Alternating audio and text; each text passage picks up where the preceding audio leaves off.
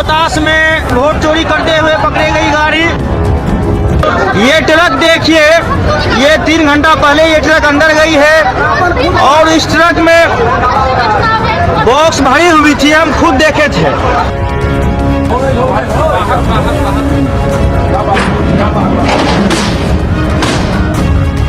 PM साहब सीधे चुनाव आयोग को लिखिए, चुनाव कैंसिल कराने के लिए, फिर से चुनाव हो।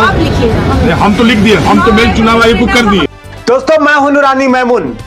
आज का सवाल किसी पार्टी से नहीं, सिस्टम से है।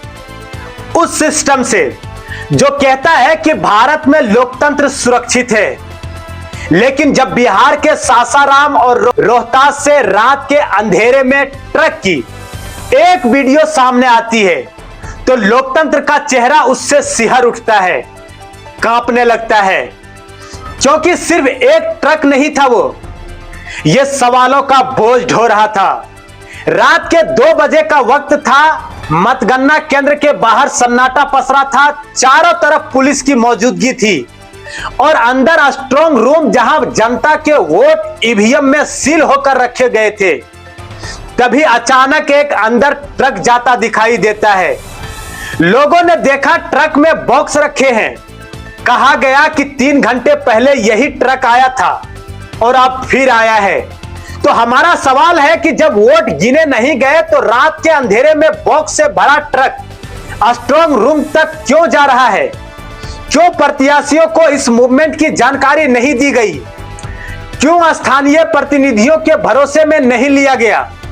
कह दिया गया कि ट्रक खाली था, लेकिन फिर सवाल वही कि खाली तो था, रात के अंधेरे में क्यों गया? दिन के उजाले में क्यों नहीं? वो वीडियो बना रहे हैं स्थानीय लोग, चिल्ला रहे थे वोट चोर गद्दी छोड़, डीएम साहब चुनाव कैंसिल कराइए। किसी ने मोबाइल पर लाइव किया, किसी ने वीडियो रिकॉर्ड की, किसी ने ट्वीट किया और पूरे बिहार में यह खबर आग सी फैल गई। क्योंकि अब पत्रकारिता कैमरों के दफ्तरों में नहीं, जनता के हाथों में है। यहाँ आप लोग का कैमरा ही नहीं है। पीएम साहब सीधे चुनाव आयोग को लिखिए, चुनाव कैंसिल कराने के लिए, फिर से चुनाव हो। हम तो लिख दिए, हम तो मेल चुनाव आयोग को कर दिए। ये सरासर हम लोगों के साथ वोट चोर गद्दी छोड़, वोट चोर गद्दी छोड़। हर हाथ में मोबाइल, हर जेब में माइक और हर आंख का सवाल कर रही है, क्या लोकतंत्र वाकई जनता के हाथ में है या फिर कुछ हाथों में सिमट चुका है? डीएम से पूछा गया, मैडम ये ट्रक रात में क्यों गया?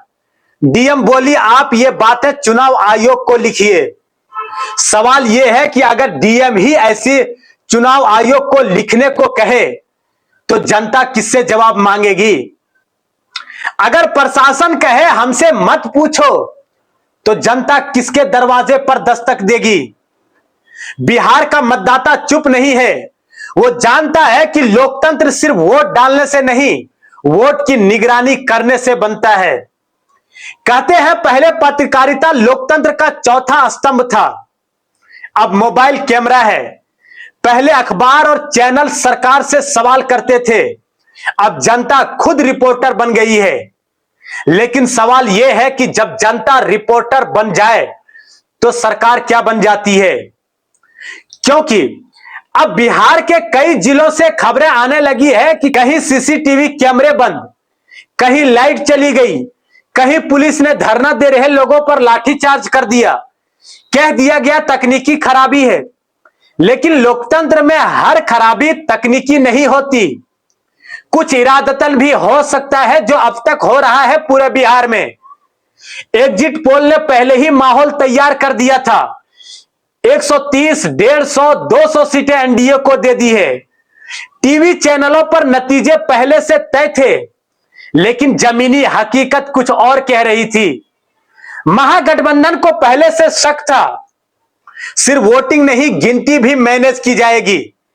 तेजस्वी यादव ने प्रेस कॉन्फ्रेंस में कहा था कि बिहार किसी साजिश को बर्दाश्त नहीं करेगा, और आज वही अंदेशा हकीकत बनता दिख रहा है।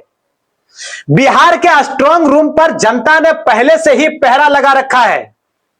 कहीं ग्रामीण महिलाएं बैठी है, कहीं नौजवान रात भर जाग रहे हैं और वो कह रहे हैं कि हमारे वोट की रखवाली हम करेंगे, दूसरा नहीं कर सकता। लेकिन प्रशासन का रवैया, हूटर बजाते पुलिस के काफिले, हथियारों से लैस जवान और जनता के बीच डर का माहौल, ये वही पैटर्न है जो यूपी में देखा गया था पिछले 2022 में, जहां लोकतंत्र को डर से दबा दिया गया, जहां सवाल करने वालों पर मुकदमे और सच्चाई दिखाने वालों पर डंडे बरसाए गए। अब वही पैटर्न बिहार में उतर आया है। मैं पूछना चाहता हूं डियर चुनाव आयोग से, आप पर भरोसा था, लेकिन अब सवाल यह है, अगर हर स्ट्रांग रूम के कैमरे बंद हो जाएं, तो पारदर्शिता कहां बची है? कहते हैं आयोग स्वतंत्र है, लेकिन जब नियुक्तियां सत्ता के आदेश पर हो, जब नियम वही लिखे जाए जो सरकार को सूट करे, तो निष्पक्षता की परिभाषा कौन तय करेगा? अगर 45 दिन में सीसीटीवी फुटेज मिटा दी जाती है, अगर कोई जांच नहीं हो सकती, तो फिर लोकतंत्र की निगरानी कौन करेगा? यह वही अफसरशाही है जो सत्ता के इशारे पर झुक जाती है, कभी कोई डर से तो कभी कोई प्रमोशन के लालच में, कहीं आरएसएस की छाया में, कहीं पार्टी की प्रतिष्ठा में। इस सिस्टम ने अफसरों को ऐसा बना दिया है जो जनता नहीं, आदेश को जवाबदेह है। और जब आदेश गलत हो तो लोकतंत्र घायल होता है। तेजस्वी यादव ने कहा था कि बिहार एक पैर पर खड़ा रहेगा, आज वही हो रहा है। बार जनता एक पांव पे खड़ी है, मुंहतोड़ जवाब देगी अगर बेईमानी होगा तो। लोकतंत्र को अगर खत्म किया है, सासाराम हो, भागलपुर हो या फिर मुजफ्फरपुर, हर जिले में जनता एक पैर पर खड़ी है।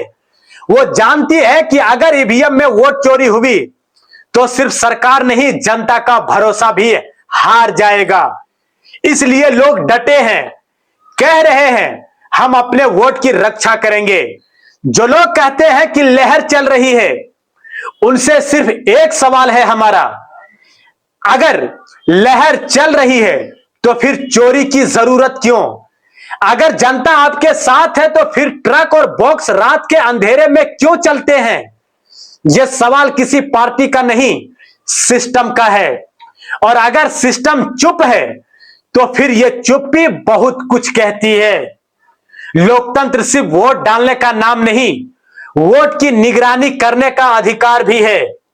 और वो अधिकार जनता ने अब अपने हाथ में ले लिया है। यह मोबाइल अब नया मीडिया है, नया प्रहरी है। और हर वो नागरिक जो अपने कैमरे से सिस्टम की सच्चाई दिखा रहे हैं, वो पत्रकार हैं, वो प्रहरी हैं, वो लोकतंत्र के सैनिक हैं।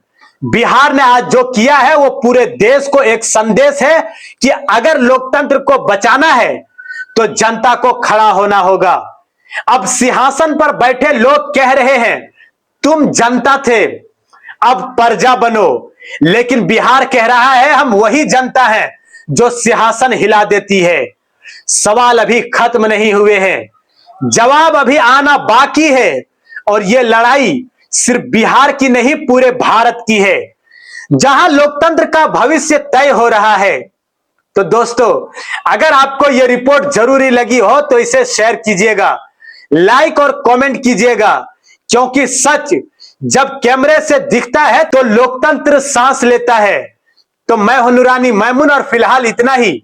मिलते हैं अगले वीडियो में। सवाल फिर होगा सत्ता से नहीं, सिस्टम से।